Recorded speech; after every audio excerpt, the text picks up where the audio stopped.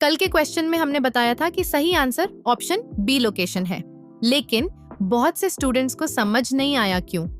आज उसी कंफ्यूजन को एकदम सिंपल तरीके से क्लियर करते हैं। सबसे पहले एक बेसिक बात समझो, मसल्स को हम डिफरेंट बेसिस पर क्लासिफाई कर सकते हैं, बिल्कुल वैसे ही जैसे हम ह्यूमंस को डिफरेंट बेसिस पर डिवाइड करते हैं, gender, skin colour, country etcetera. Same तरीके से मसल्स के 3 क्लासिफिकेशन बेसिस होते हैं।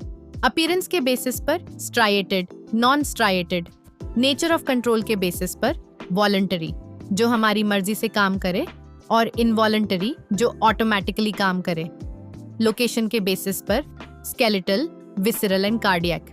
यहीं पर मैक्सिमम बच्चे कंफ्यूज हो जाते हैं। उन्हें लगता है स्केलेटल मसल तो स्ट्राइएटेड भी होती है और वॉलंटरी भी होती है, तो ये सब सेम ही कैटेगरी है। यही गलती है।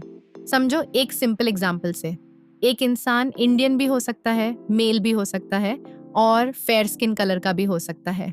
मतलब अलग अलग बेसिस पर क्लासिफिकेशन ओवरलैप करता है, लेकिन कैटेगरीज अलग ही रहती है। एग्जैक्टली सेम मसल्स में होता है। स्केलेटल बताता है लोकेशन यानी बोन्स के पास, स्ट्राइएटेड बताता है अपीयरेंस, वॉलंटरी बताता है कंट्रोल।